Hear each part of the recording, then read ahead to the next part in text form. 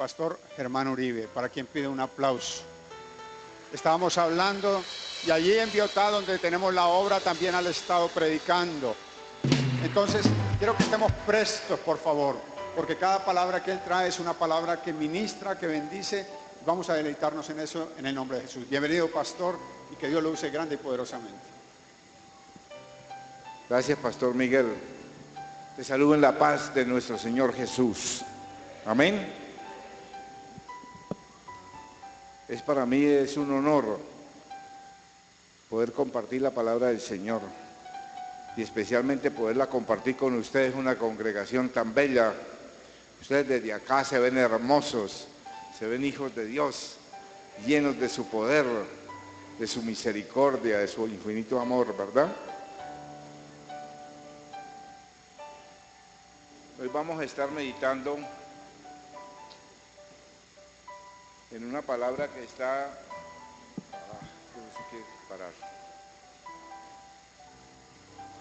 Está en el libro de la carta de Pablo a los Romanos,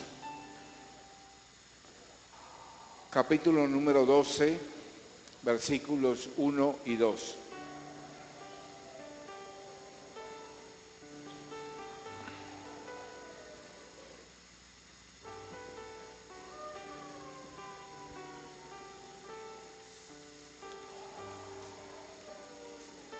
Carta de Pablo a los Romanos, capítulo 12, versículos 1 y 2.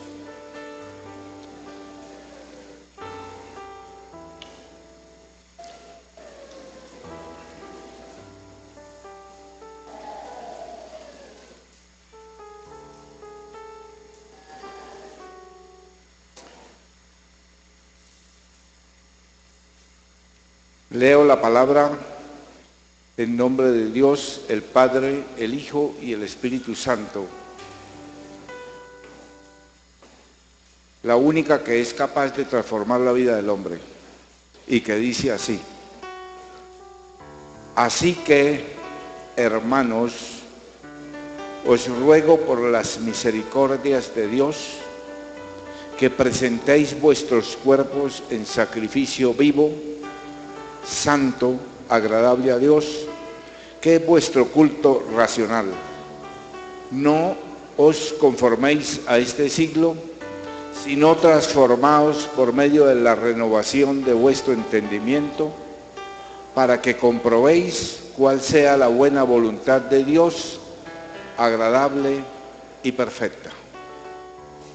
Padre, en el nombre de Jesús, te pedimos, Señor, que tu Espíritu Santo hable a nuestro corazón, toque nuestras vidas, porque, Señor, al meditar en tu palabra, queremos que la palabra no regrese vacía, sino por el contrario, haga una obra en cada uno de nosotros.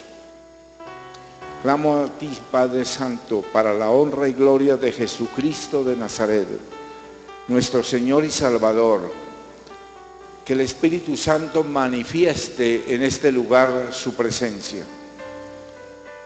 Y manifieste su presencia sanando al enfermo, alegrando al triste, trayendo una respuesta a las necesidades de cada una de las personas aquí presentes y a sus familias aquí representadas, Señor. Que tu Espíritu Santo, por el poder de tu palabra, transforme vidas, cambie pensamientos, traiga, Señor, una manifestación sobrenatural en este lugar. Espíritu Santo, te necesitamos, porque al meditar tu palabra queremos que seas tú hablando a nuestro corazón. Toma nuestras cargas, toma nuestras preocupaciones, toma toda ansiedad que hay en nuestro corazón y abre nuestro oído espiritual a tu voz. Haznos sensibles a ella y dóciles, para que esa voz que vamos a oír, Señor, la tuya, únicamente sea la tuya, y seamos nosotros cambiados según el plan y el propósito que tú tienes con nosotros. Te lo pedimos hoy, Padre, en el nombre de Jesucristo, nuestro Señor y Salvador. Amén y amén. La carta de Pablo a los Romanos, yo la considero la carta más doctrinal que podemos tener en la Biblia. Es una carta bien especial porque principia, por ejemplo, en el capítulo 1, en el versículo 16 y 17, está allí el pensamiento central de la carta. Y dice, el Evangelio es poder de Dios para salvación a todo aquel que cree. ¿Cuál es el pensamiento entonces? Diga conmigo, el Evangelio es poder de Dios para salvación de todo aquel que en él cree. Los capítulos 1, versículo 18, hasta el capítulo 4, versículo 25, está presentando el problema que tiene el judío y el no judío, que está bajo el dominio del pecado. Y como consecuencia bajo la ira de Dios.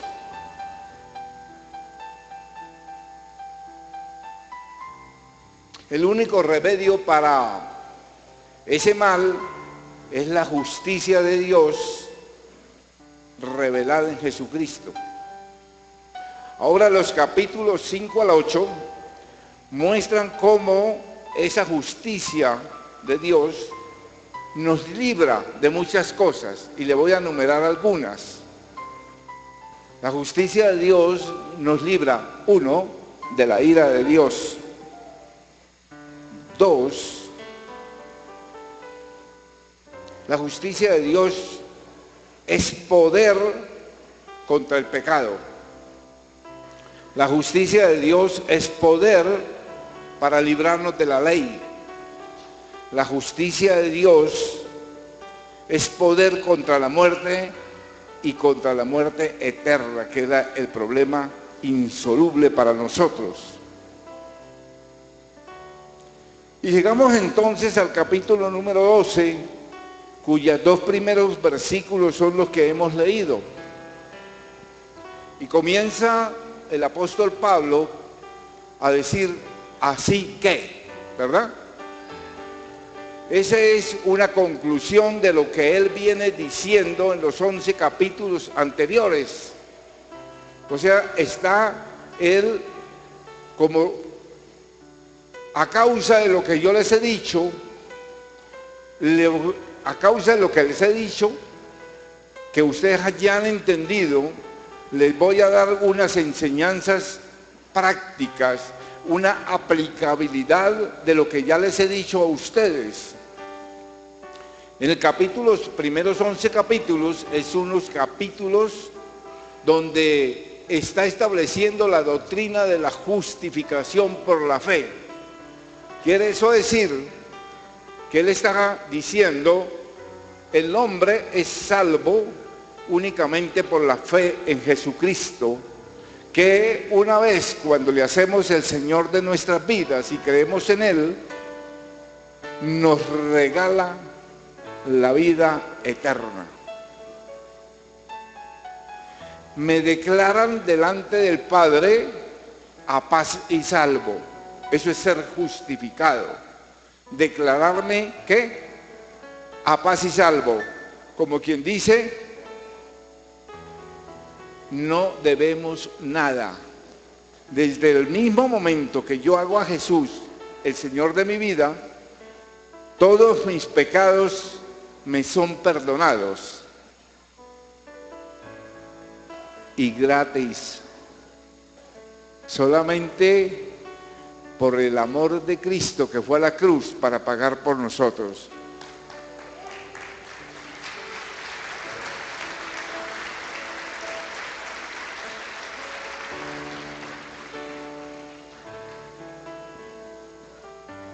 Porque dice la palabra también que la paga del pecado es la muerte. La paga del pecado, ¿cuál es? Muerte. Pero Cristo se puso por nosotros y pagó con su vida por nuestros pecados.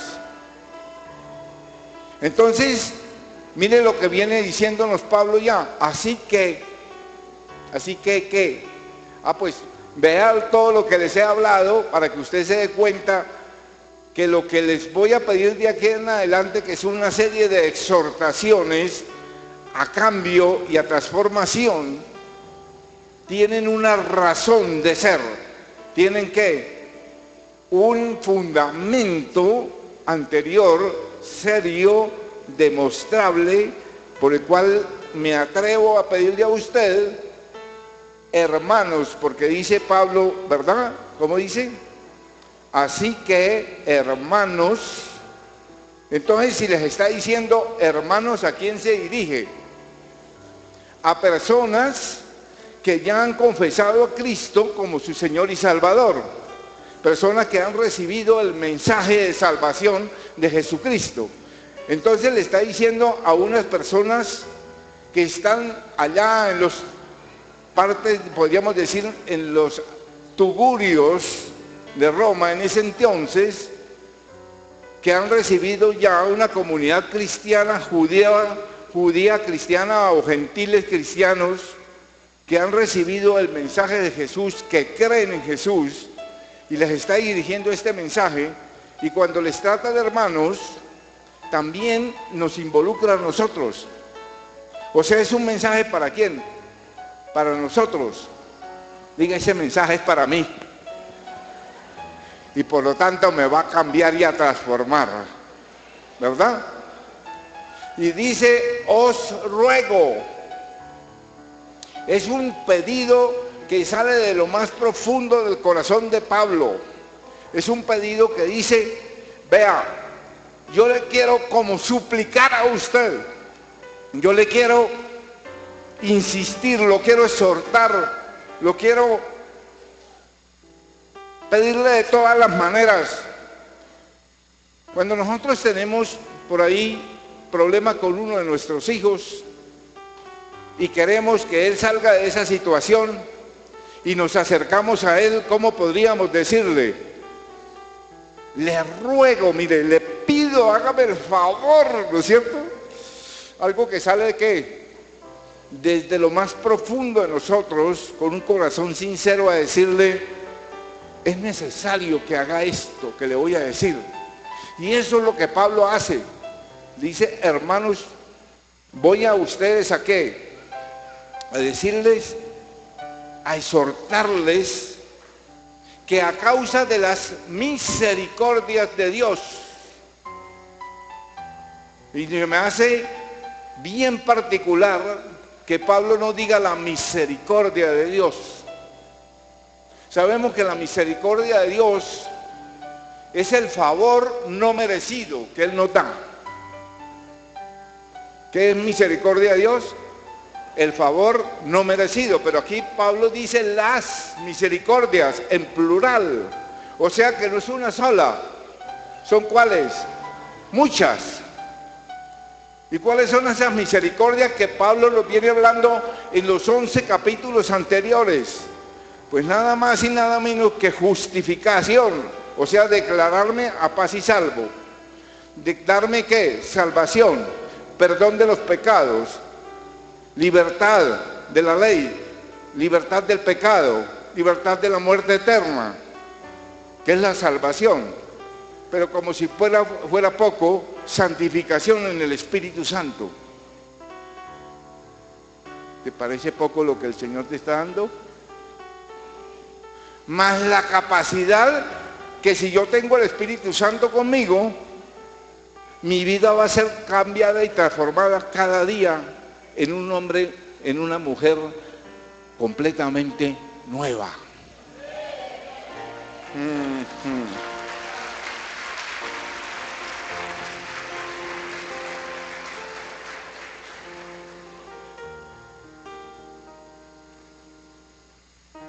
O sea que nosotros le podemos decir a las personas que vamos en un continuo cambio en un continuo ¿qué? Transformarme en una persona nueva.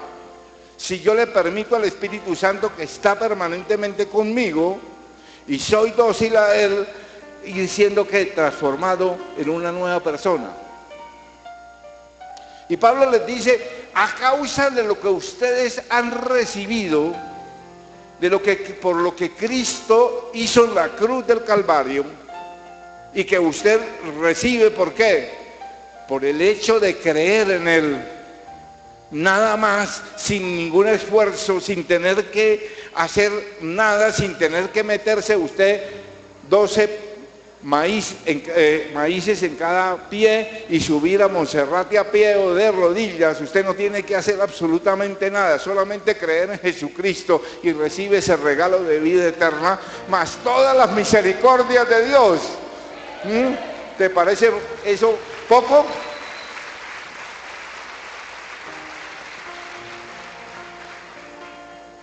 Entonces dice, a causa de lo que Él ya hizo por usted, usted ha adquirido ¿un qué? Un nuevo estrato. Usted ha adquirido ¿qué? Un nuevo nivel. Usted ya no pertenece a este mundo. Está en este mundo, pero Él nos ha sacado y nos ha puesto una camiseta diferente. Es la camiseta que iba a decir aquí, Jesucristo el Señor. Nos ha transformado en nuevas personas.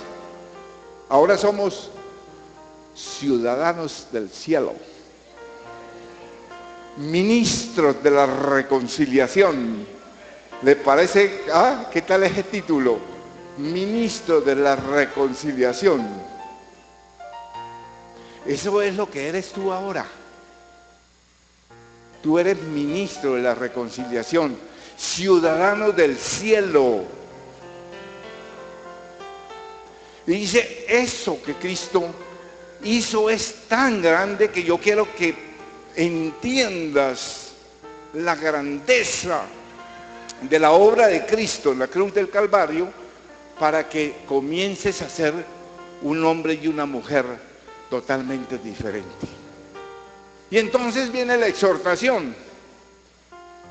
Os ruego que presentéis vuestros cuerpos en un sacrificio vivo, santo, agradable a Dios. Oiga, qué tremendo, ¿no? ¿En un qué? Sacrificio. ¿Sacrificio de qué tipo? Vivo, un sacrificio vivo.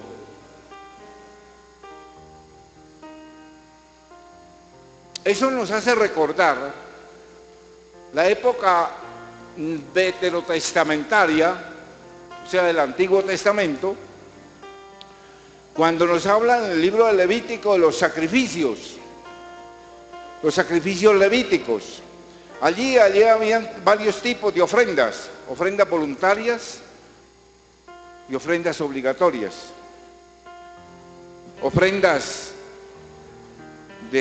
con derramamiento de sangre o cruentas, y ofrendas voluntarias, y había ofrendas sin derramamiento de sangre, como era lo que se llama la oblación vegetal, o sea, la ofrenda ¿de qué? De harina amasada con aceite de oliva, ¿verdad? Pero habían sacrificios como el holocausto que eran totalmente quemadas. Allí lo único que se sacaba era el cuero, que se le daba al sacerdote, y lo demás era, ¿qué? Era totalmente quemado. No se dejaba para nadie. Y habían ofrendas también voluntarias, como era la ofrenda de paz, donde el ofrendante, a causa de las bendiciones que había recibido del Señor, se sentía agradecido con Dios y venía una ofrenda voluntaria. Y a esa ofrenda voluntaria podía invitar a los amigos a compartirla. Allí en el lugar del templo se compartía un buen asado, una parrillada, pero una ofrenda especial para Dios. Creo que todos la practicamos. Yo creo que si vivimos agradecidos con Dios, pues debemos expresarle a Dios ese agradecimiento por las bendiciones que recibimos, ofrendando para Él, con un corazón alegre y sincero, ¿verdad? Pero bueno, esta mañana yo quiero resaltarle de que había una semejanza con estos sacrificios, pero también unas diferencias fuertes. Porque esos sacrificios llevaban un animalito, y lo presentaban que tenía que ser un animal de 1 año, limpio, sano, que no tuviera ninguna mancha negra, con unas características especiales, y era llevado, le ponían las manos para hacer el simbolismo de cubrir los pecados, era sacrificado, descuartizado, lavado y entregado al sacerdote. En este caso, no va a ser un animal muerto lo que se va a ofrendar, es una persona, y eres tú. Soy yo, que me llama el Señor a rendir todo lo que soy delante de Él. Pero mire otra diferencia. Cuando ellos entregaban el animalito, ¿quién lo ofrecía a Dios? El sacerdote. Aquí el sacerdote eres tú, a causa de lo que Cristo ya hizo y que te puedes ofrendarle al Dios todo lo que tú eres. Pero además de eso, de que era un animal, ya no es un animal, es una persona, ya no es un sacerdote, soy yo. ¿Qué más tenemos? Allí en el animalito se está viendo lo externo, que estuviera sano, que no estuviera con manchas, pero aquí en esta ofrenda se está mirando el corazón de la persona que ofrenda, porque es una persona que ha meditado lo que va a hacer y ha dispuesto, ha tomado la decisión de entregar cuerpo, espíritu, alma, todo su ser al servicio de Dios. Qué tremendo, qué belleza, ¿verdad? Un sacrificio entonces que, como dice, es vivo, y vivo significa que, a diferencia del animalito que se hacía cuando yo reconocía mi condición de pecador, iba entonces y compraba un animalito o de mi propia crianza y lo llevaba, lo sacrificaba y lo ofrendaba a Dios una vez. Claro que en mi caso yo hubiera tenido que tener una ganadería completa, ¿no?, para estarle sacrificando al Señor todos los animales. Yo creo que tú sí no te pasaba eso. Pero este animalito que es entregado, se entregaba una vez. Y este sacrificio es un sacrificio continuo, porque es un sacrificio vivo. O sea que mientras tenga vida conmigo, tengo que estar, ¿qué?, mi vida puesta al servicio de Dios, para decirle, es que tú eres el Señor de mi vida y yo quiero hacer lo que tú me mandes a hacer. ¿Como que se fueron? ¿Están aquí todavía? Porque dice, en un sacrificio vivo, santo, agradable a Dios. Si Dios es santo por naturaleza, las cosas para Dios deben de estar ¿en qué? En santidad.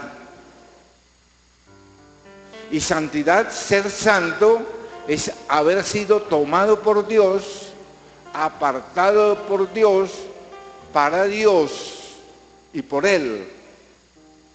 ¿Apartado de qué? Del pecado.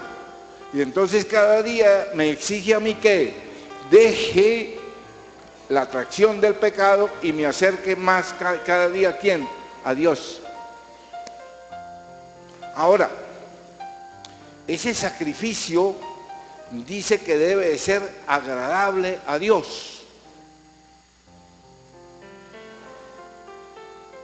En el Antiguo Testamento, el sacrificio para ser agradable a Dios era que el animal que se iba a sacrificar no tuviera ningún defecto. Es más, en algunas partes de la Biblia Dios le reclama a su pueblo que le han ofrendado a ellos animales defectuosos. Dejaban lo último ya para qué, para ofrendárselo a Dios, y el Señor les hace un fuerte reclamo a ellos, ¿verdad? Al pueblo les reclama de que no están cumpliendo con las especificaciones de que lo que debía ser agradable a Él, mostrándole que a Dios se le da lo mejor de nuestras vidas, a Dios se le da lo mejor de nuestra economía, a Dios se le da lo mejor de nuestro tiempo, a Dios no se le dan sobras, a Dios no se le da lo que me queda en el bolsillo, a Dios no se le dan las monedas que me quedan en el bolsillo, a Dios se le da lo mejor que tengo, es para Él.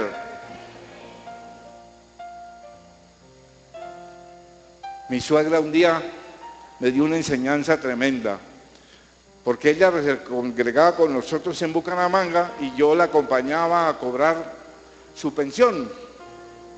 Y entonces ella no era muy hábil para los números y me decía: mijito, hágame un favor, hágame la cuenta cuánto es lo que me corresponde darle de diezmos. Y entonces un día que recibía ella su mesada y la prima de Navidad, recibía doble, y ella se confundió. Entonces le dije: mira, te toca tanta plata. Entonces inmediatamente ella tenía la costumbre de que llevaba un sobre, y ese mismo donde recibía, allá en el banco, allá hacía que uno le hiciera la cuenta y de una vez metía en el sobre la plata.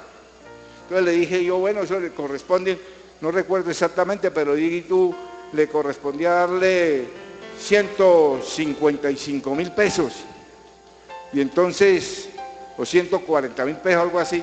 Y entonces ella sacó y me dio 200,000 pesos. Le dije: no, pero yo no tengo vueltos para darte. Y yo sabía que a ella le gustaba que le metiera el sobre y de una vez se lo cerrara. Y pedía al final de año todas las cuentas, a ver si era cierto. Y entonces le dije: no, yo no tengo dinero. Dije: Leonorcita, yo no tengo el dinero para darte los vueltos. Dijo: ¿y quién le está diciendo que yo le estoy pidiendo vueltas a Dios? Dijo: Él es muy generoso conmigo y yo le tengo que dar es más de lo que me corresponde. ¡Wow! Me dio una enseñanza tremenda. Yo dije, y a veces uno saca la cuenta hasta con centavitos, ¿no? Es muy exacto, pero no es generoso. Y Dios es más que generoso con nosotros. Y eso nos dice, la enseñanza ¿cuál es? Para Dios, lo mejor de mi vida, lo mejor de mi tiempo, lo mejor de mis pensamientos, lo mejor de todas las cosas que yo le pueda dar a Él. Bueno, entonces, ¿cuándo es agradable? ¿Cuándo algo es agradable a Dios? ¿Sabe cuándo? Cuando lo que yo hago, cuando mis acciones están conformes a la palabra de Dios. Ay, Señor Jesús, gracias por ese amén, porque es lo bueno. Pero ¿sabe cómo es eso? Cuando yo soy capaz de perdonar a quien me ha hecho la vida de cuadritos, cuando soy misericordioso con el necesitado, porque es que a veces con el necesitado parece que nosotros nos echáramos alacranes en los bolsillos, ¿no? No somos capaces de meter la mano, ¿no? Cuando amamos verdaderamente con el corazón, de hecho y de verdad, y no solo de qué, no solamente de palabras. A veces nos quedamos cortos para decirle a nuestra esposa, la amo. Se nos olvida de la palabra, la amo. Se me olvida la palabra, gracias. Creo que lo que ella hace es una obligación de hacerlo. Y no es así. Cuando mis acciones están en conformidad con la palabra de Dios, lo que yo hago es agradable delante de Dios. Entonces, Pablo nos está invitando ¿a qué? Pablo nos está invitando a que nos presentemos delante de Dios en un sacrificio continuo ¿de qué? Vivo, santo, agradable a Dios, dice que es vuestro culto racional. Yo diría, para hacerlo más ajustado a la palabra, cambiarle ese culto racional que no entendemos qué es eso, sino a qué? Una adoración espiritual a Dios. Eso es realmente lo que quiere decirnos con ese culto racional.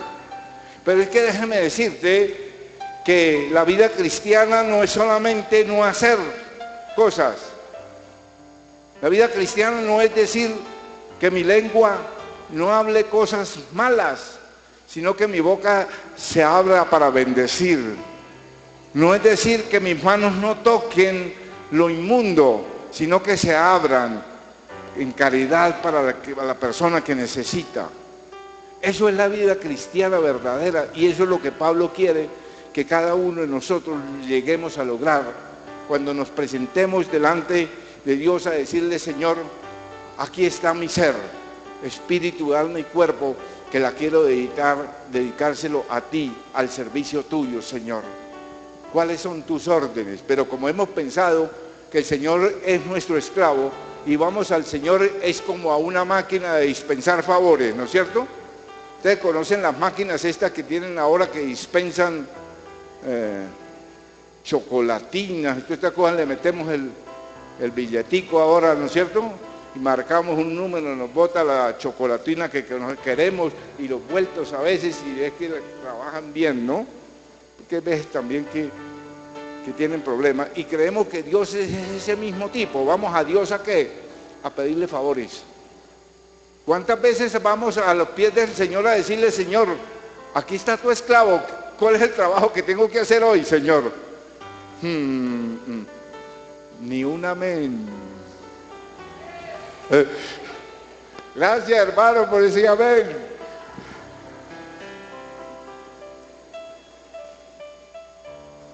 Ay, el Señor es lindo, ¿no? Pero dice además, continuemos mirando en la palabra, que es vuestro culto racional. Y ahí termina el versículo número 1, ¿no? Y dice: no os conforméis a este siglo. Ese no os conforméis, realmente lo que nos quiere decir es: no os amoldéis. O sea, no se acomode, no se deje meter en el molde donde está metido todo el mundo. No se deje meter allí, porque usted no es ninguna gelatina en la cual van a hacer una figurita bien hermosa, o no es una torta de ponqué donde usted van a hacer ¿qué? Una forma ahí especial. El mundo hoy por hoy quiere hacer de cada uno de nosotros que nosotros pensemos y actuemos como a ellos que no conocen del Señor. Y nosotros, la verdad es que no podemos dejar y no podemos pensar como aquellas personas que no conocen del mundo. Ellos tienen que pensar es como nosotros, porque nosotros tenemos la verdad está con nosotros, ¿verdad? Entonces no se deje meter en ese molde. ¿Por qué? Porque el molde del mundo es un molde en el cual no es en ningún momento agradable a Dios.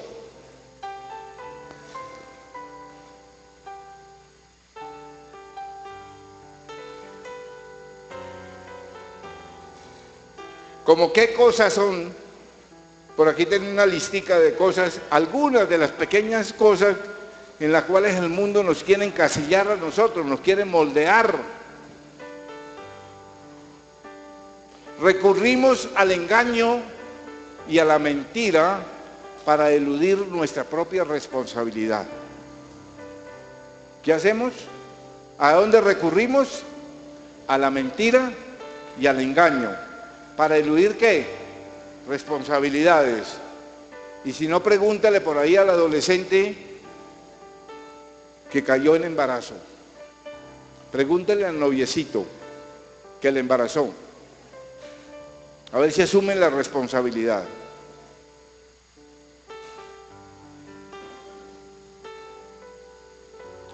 ¿Qué me dice usted de lo que el mundo nos enseña acerca de la filosofía esa de todo fin justifica los medios? Hemos vivido en Colombia hemos vivido la cultura del narcotráfico.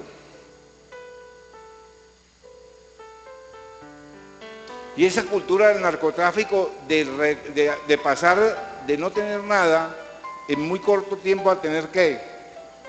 Un dinero que no es capaz usted ni siquiera de manejar, llevó a la mayoría de los colombianos a pensar en los ingresos fáciles.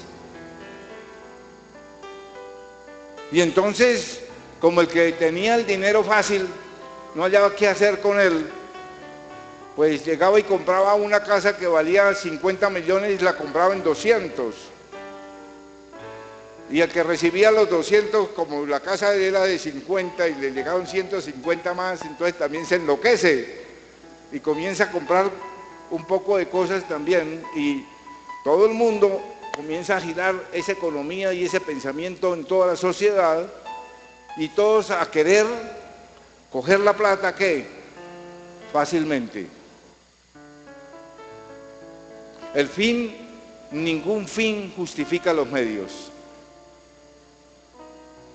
¿Qué me dice usted de lo que el mundo hoy nos enseña de aceptar la promiscuidad sexual? Ayer oía unas estadísticas de Colombia y de Bogotá. Me sorprendió Bogotá realmente.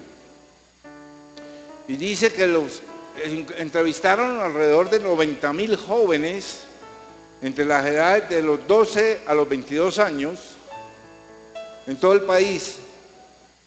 Y en el promedio da que los jóvenes están iniciando su vida sexual a los 16 años y las mujeres entre los 12 y los 13 años de edad. Me sorprendió que en Bogotá esas edades fueran superiores a otros lugares del país. Pero ¿cuál es la enseñanza que se le está dando en nuestros colegios acerca de la sexualidad? No se les está enseñando sexualidad, se les está enseñando genitalidad, que es diferente. Estamos cayendo y aprobando cosas. Lean ustedes los manuales de sexualidad de los colegios y se aterrará usted mismo. Pero nos están metiendo en ese molde. Nos están metiendo en el molde ahora de que hay que enseñarle a los niños que usted no es el género que usted con el cual nació, usted naciendo hombre o mujer, pero que no, que usted es el que decide si usted va a seguir siendo hombre o mujer.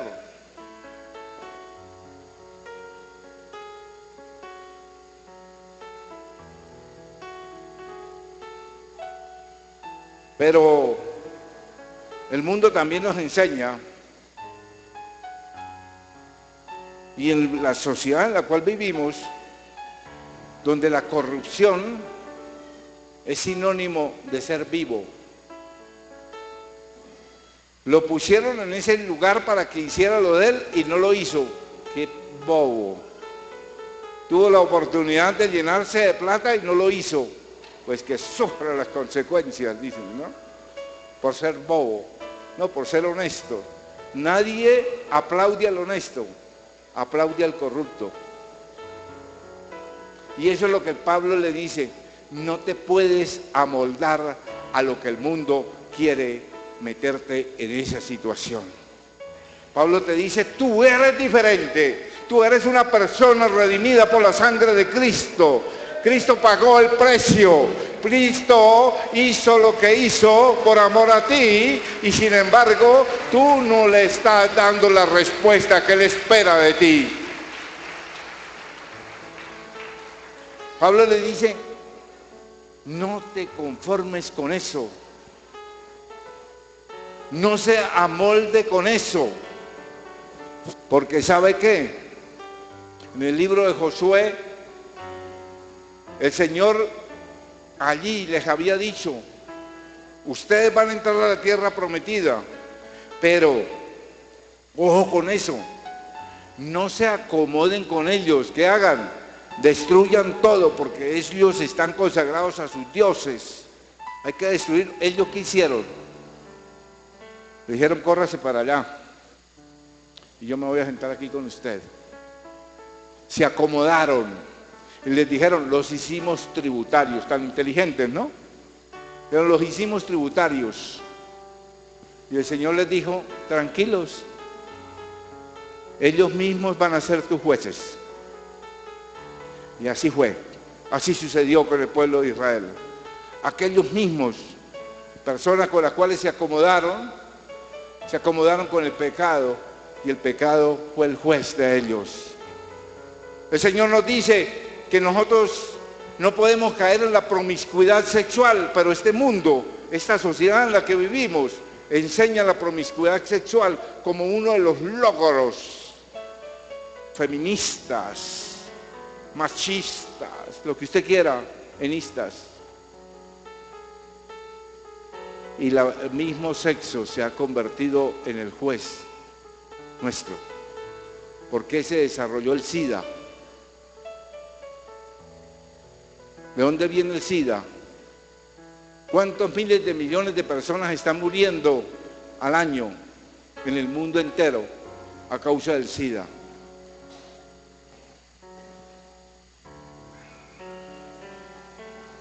Se convertirán en nuestros propios jueces. No te amoldes con el mundo. No te amoldes con el mundo. No te puedes amoldar con el mundo, es lo que le dice Pablo a los hermanos de Roma. Y hoy nos dice el Señor a nosotros, no podemos amoldarnos con el mundo. Tenemos que levantar la voz de protesta y decir nosotros no aceptamos esa educación sexual para nuestros hijos. Nosotros no aceptamos la corrupción, venga de donde venga. Nosotros no aceptamos el soborno a la policía, no aceptamos el soborno a las autoridades. Nosotros no aceptamos esto, pero nosotros tenemos que dar ejemplo de vida cristiana para que aquellas personas que no conozcan de Cristo realmente sepan que no somos solamente oidores de la palabra, sino hacedores de su palabra.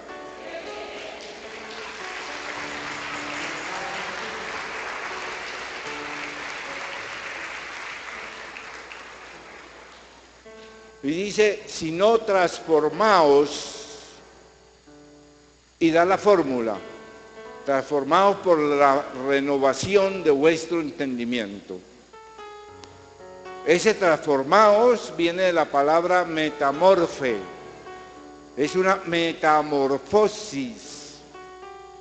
Es decir, es un cambio que viene desde lo más profundo de nuestro ser, pero que se va ¿a qué? A mostrar al exterior. ¿Me sigo claro? La metamorfosis de una mariposa viene de una ¿qué? De un huevo, luego unos estados larvales, normalmente entre 4 y 6 estados larvales. Después la larva toma un capullo, ¿verdad? Un proceso espectacular. Y luego eso se abre ese capullo y sale una hermosa mariposa. ¿Sabes una cosa? Que Dios quiere transformarte en una hermosa mariposa. Que seas hermoso delante de todo el mundo, porque tú estás presentando al Salvador, al Rey de Reyes, al Señor de Señores. Que donde quiera que tú vayas, no te vean a ti, sino que vean al Salvador. Que no te vean a ti con tus defectos, sino que vean un hombre, una mujer que habla de Cristo, que piensa como Cristo, que actúa como Cristo, que vive como Cristo, que espera cada día parecerse más al Señor y decir cada día me parezco un poquito más al Salvador del mundo. Qué hermoso, ¿verdad? Eso es lo que quiere transformar el Señor en ti cuando tú comienzas a transformarte en la manera de pensar. Porque según como yo pienso, yo decido. Según como yo decido, actúo. Y según como yo actúo, se hace realidad en mi vida la ley de la siembra y la cosecha. La Biblia dice que la ley de la siembra y la cosecha son indefectibles. Según lo que yo siembre, voy a recoger. Si yo siembro amor, ¿qué voy a recoger? Amor multiplicado. Si yo siembro odio, ¿qué voy a recoger? Odio multiplicado. Porque es que yo siembro un granito de maíz y si mal me va, voy a obtener una mazorquita chiquita, 100 granos, 150 granos. Pero si me va bien, voy a tener una mazorcota, ¿verdad? Que de la misma manera, si tú siembras amor, conseguirás ¿qué? Amor multiplicado. Pero ¿dónde inició esa buena cosecha o esa mala cosecha? Aquí, en un pensamiento que me llevó a una decisión y una decisión que me llevó a una acción. Y de esa acción yo voy a recoger o bueno o malo. Y él dice, cambien la manera de pensar, renovaos en el espíritu de vuestra mente. Hay que dejar todos aquellos pensamientos. ¿Y qué es lo que tengo que hacer? Llenar esta canastica que tengo aquí con la palabra de Dios. Nada más. Sacar toda la basura que a través de mi vida he ido acumulando ahí, sacarla y limpiarla a través de la palabra de Dios. Cuando mis pensamientos son los pensamientos de la mente de Cristo, serán pensamientos de prosperidad, de bendición, de salud, de éxito en las cosas, no de fracaso, no de maldiciones, porque mi vida la ajusto a la palabra del Señor. Entonces dice, sino transformaos por medio de la renovación de vuestro entendimiento, para que comprobéis. Otra palabra que me llama la atención, porque no dice para que conozcáis la buena voluntad de Dios, sino para qué, comprobéis. O sea que ya conozco la palabra, ya conozco cuál es la voluntad de Dios, porque déjeme decirte que la voluntad de Dios está escrita, está contenida en la palabra, en la Biblia. Esa es la voluntad de Dios. Pero cuando yo la conozco, cuando yo me he voluntariamente ofrendado mi vida en espíritu, alma y cuerpo a Dios, transformo mi mente, no permito que el mundo me esté moldeando a mí, entonces puedo tener una experiencia personal con Dios y saber que realmente la voluntad de Dios es buena, es agradable y perfecta. Porque Él dice, mis caminos no son vuestros caminos. Mis caminos no son vuestros caminos. Mis pensamientos no son tus pensamientos. Pero también dice, yo tengo pensamientos de bien y no de mal para ti. Y Dios tiene grandes cosas para ti, grandes promesas para ti. Tú tienes que agarrar la promesa de Dios y comprobar que esa voluntad de Dios es buena para ti, que es agradable para ti. Dios no quiere que las cosas vengan a ti para hacerte sufrir. Dios quiere que si el sufrimiento ha llegado a la vida mía, ¿llega para qué? Para que yo pueda depender y aprenda a depender más de Él. Cuando a mí, hace 8 años, voy donde el médico creyendo que las molestias que tenía en ese momento ya se debían a la edad y que la próstata comenzaba a hacerme un llamado de atención. El médico me somete a unos exámenes y me dice, bueno, hay que hacerle otros exámenes más terribles. Dijo, venga acompañado. Entonces yo convencí a mi esposita de que me acompañara y me dice, después de, ahora como los médicos es así, ¿no? Con respeto si hay algún médico aquí, ¿no? Pero ellos no lo miran casi a uno, no miran sino el computador y van escribiendo, ¿no? De pronto se voltean a uno así, le dicen algo, dice, ¿y su esposa vino? Le dice, sí señor, dijo, dígale que entre. Cuando ella entra, la saluda y todo, y dice, tengo que decirle señora, que él tiene un cáncer en la vejiga y que hay que operarlo. En ese momento uno siente el piso que se le va, ¿no? La palabra cáncer significa un desorden en el crecimiento de las células, un desorden completo, donde ella misma no es capaz, el organismo no ataca, sino que permite que se crezcan indefinidamente. Y aún el piso se le mueve, como si estuviera temblando la tierra, ¿no? Y yo creí que mi vida se acababa en ese momento. Y mi esposa le dice, bueno doctor, ¿y cuándo hay que operar? Lo dijo mañana. ¿Qué? No exagere, doctor. Dios, sí, hay que operarlo urgentemente. Y hicimos todos los trámites y al otro día efectivamente me estaban operando. La vejiga no se puede cortar. La vejiga o se saca o se hace un tratamiento uretral con vía láser. Y así lo hace. Me quemó un tumor canceroso en la cúspide de la vejiga y me dijo, salió perfecto. Ahí va a tener una molestia unos días, vas a orinar un poco de sangre, un pocote.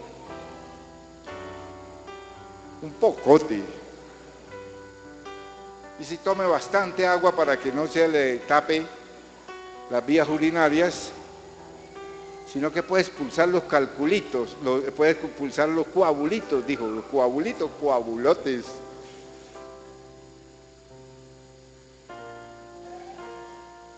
Y me hace a los 3 meses el examen de control y no había ya un tumor, ya ese tumor no existía, existían 3. Entonces hay que volverlo a operar. Otra vez la operación. Entonces ese día con mi esposa nos pusimos a orar. Y le dije, Señor, que se haga tu voluntad. Porque yo vi que lo que Él me estaba haciendo, pues, era tan efectivo que de uno había pasado 3, 1 por mes, me había multiplicado. Y le dije, Señor, lo que tú quieras. Si ha llegado mi tiempo de estar contigo, estoy listo a partir, Señor. Pero si no, pues dame la oportunidad de seguir sirviéndote otro poco de tiempo. Oye, y el Señor se tomó en serio esas palabras. Hace 8 años, comprobado por exámenes médicos cada 3 meses, no existe una célula cancerosa en mi cuerpo. Porque hay un Dios grande y sublime, un Dios que sana, un Dios que provee, es un Dios que tiene regalos para ti, es un Dios que tiene misericordia de ti, es un Dios vivo, es un Dios eterno, inmutable, el mismo, el que me sanó a mí, te sana a ti, el que ha abierto puertas para mis hijos, te las abre también a ti, el Dios que ha provisto para mi casa, también provee para ti, pero Él quiere de cada uno de nosotros una consagración a Él en espíritu, en alma y en cuerpo, y que no me amolde con el mundo, sino que mi vida sea transformada, porque cada día vivo la palabra de Dios, porque cada día la palabra de Dios se hace carne en mí, y no soy el oidor, sino el hacedor de su palabra. Entonces compruebo que Dios tiene pensamientos de bien para mí y no de mal. Si yo no hubiera tenido ese problema, no conozco a un Dios sanador. Si en mi casa no hubiera un momento en que hubo escasez, no hubiera conocido a un Dios proveedor.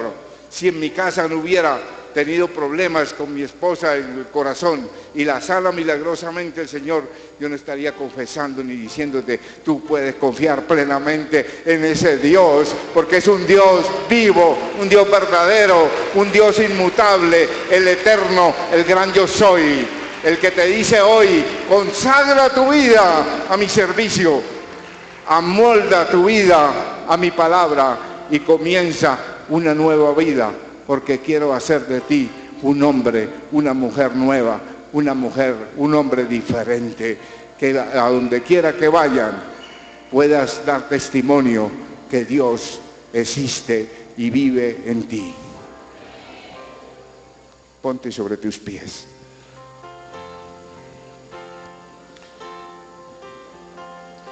Padre, en esta tarde, Señor, nos has dado la oportunidad de leer tu palabra y meditar en ella. En este día, Señor, al meditar en tu palabra, tú has hablado por medio de tu Espíritu Santo a nuestro corazón, Señor.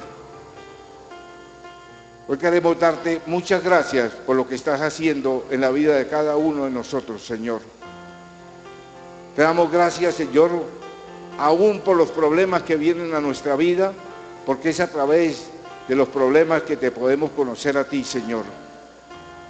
Es a través de las dificultades y en el desierto donde yo puedo conocer personalmente que tu voluntad es buena, agradable y perfecta.